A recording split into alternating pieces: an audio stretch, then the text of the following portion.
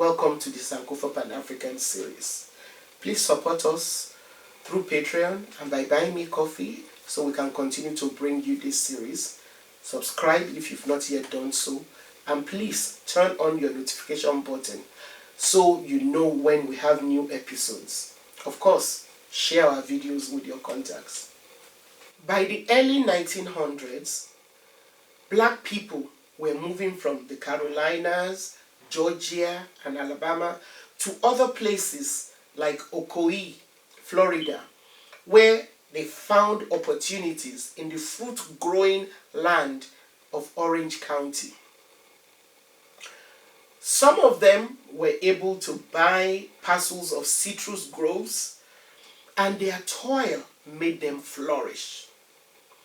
By 1920, some black residents of the areas were prosperous enough to purchase nice cars and even plan to send their children to college.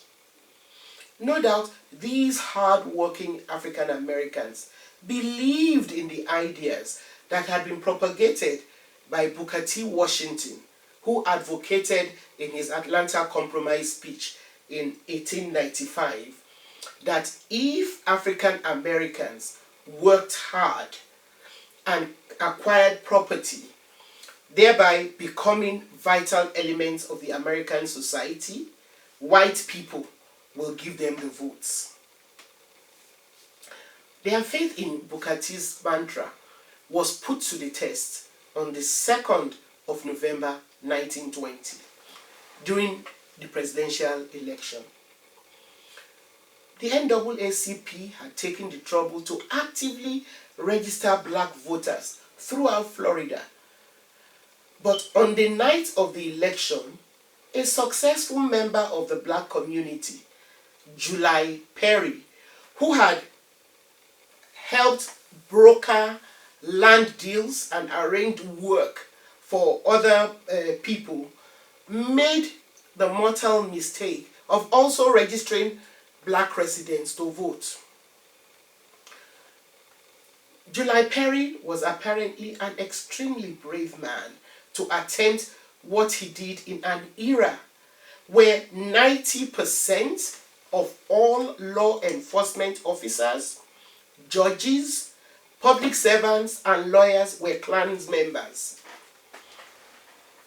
This admirable man, July Perry, whose only crime was to try and exercise his right to vote, was seized, beaten, shot, and lynched as a warning to other black citizens who dared to vote, or who dared to even think of voting.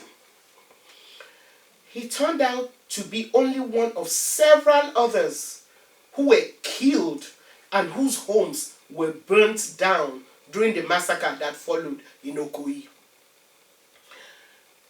During the rampage, some of the black people living in Ocoee tried to flee for safety.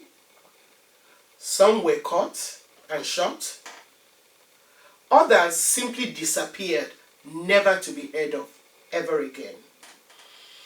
On the 12th of December 1920, barely a month after the massacre, an advertisement appeared in the Orlando Sentinel, placed by one B.M. Sims, advertising some special bargains, and I quote, "Several beautiful little groves belonging to the Negroes that have just left Ocoee must be sold."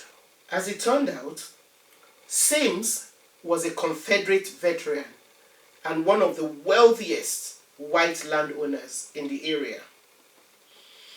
According to the 1920 census, 255 black people and 560 white people lived in Ocoee.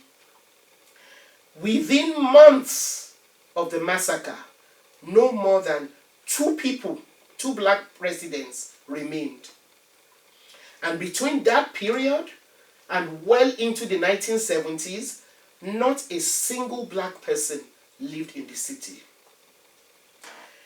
The brilliant Renaissance writer, the brilliant Harlem Renaissance writer, Zora Neale Hurston, tried to draw attention to this blight in 1939, because until recently, very little was said about it. Most people did not know what the black people had suffered in Ocoee. Zora Neale Hurston gave her story the title The Ocoee Riot, but apparently it was not deemed worthy of publication until 1989.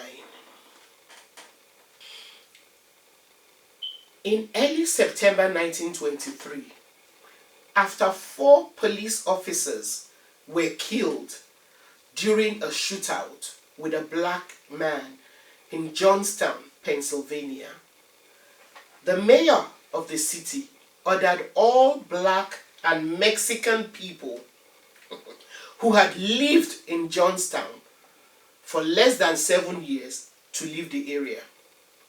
And he made no bones about the fact that he was going to rely on the Ku Klux Klan to enforce his order.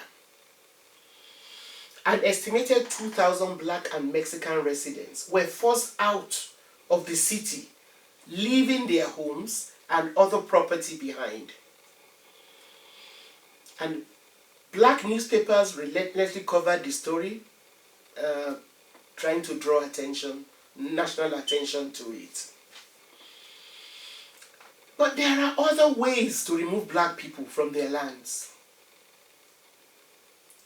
Between the 1920s and the 1970s, chemical companies that made polychlorinated biphenyls or PCBs in Anniston, Alabama, knew that their products caused cancer and damaged human brains. Although the products that were compounds used as lubricants and insulators were eventually banned in the US in 1979, over 800 tons of PCBs had been released into a local canal. They also dumped 32,000 tons more into the city's open landfill. Naturally, in a predominantly black city like Anniston in Philadelphia, Pennsylvania, black people suffered the most from the pollutants. There are still creeks there that are red, indicating the level of pollution. And of course, large parcels of land remain where vegetation cannot grow. In 2003, residents won a lawsuit worth hundreds of millions against Monsanto, the major pollutants, the major culprits. The over 18,000 complainants whose lives had been affected only received a few $1,000s. Homeowners whose properties had been rendered valueless by the degradation were only awarded $9,000 each for a whole house, while children whose future had been made bleak by intellectual disabilities and health struggles were only given $2,000 each. A clinic which was set up to treat some of the people made ill by the chemicals with some of the funds was so badly funded that it closed down in 2017, leaving people whose health had been destroyed to keep struggling with them. And please, don't make the mistake of thinking that it's all in the distant past. As recently as 1985, police fired tear gas, water cannons, and 10,000 rounds of ammunition into number 6221 Ossage Avenue in West Philadelphia. After that, the officers dropped a satchel bomb onto the building from a helicopter. It was the same kind of bomb that was used in World War II and Vietnam. Now you may be wondering, just what kind of dangerous terrorists were inside the house? Well, there were 7 adults and 6 children who were members of the Occoe Black Liberation Group, MOVE, M-O-V-E. 2 of the inhabitants of the building miraculously survived.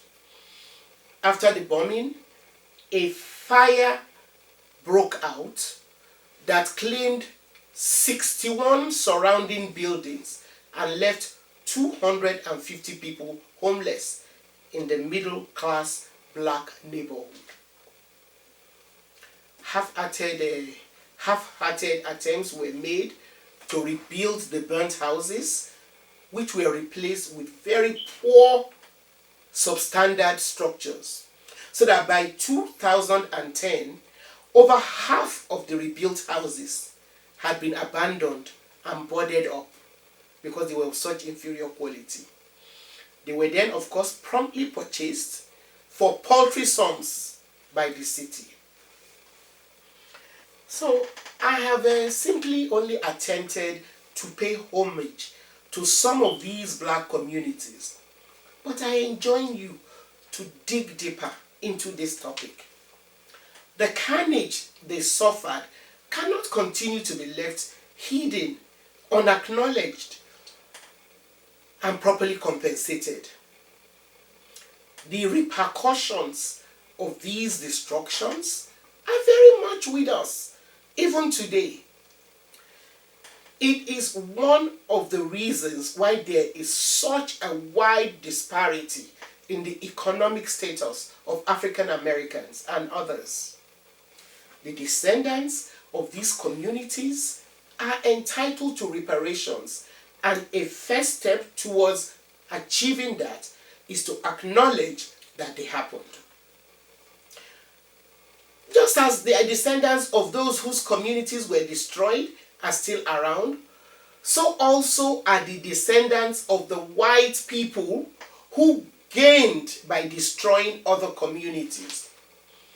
Now, while no one is saying that people of this generation are responsible for the misdeeds of their ancestors, they are, however, obliged to insist on finding ways to make reparations. It is an obligation which they must fulfill. Failure to do so is to continue the perpetuation of the oppression. Thanks for watching. Please support us through Patreon and by buying me coffee so we can continue to bring you this series. Subscribe if you've not done so. Turn on your notification buttons. And don't forget to share our videos with all your contacts. And of course, keep those comments coming. Thank you.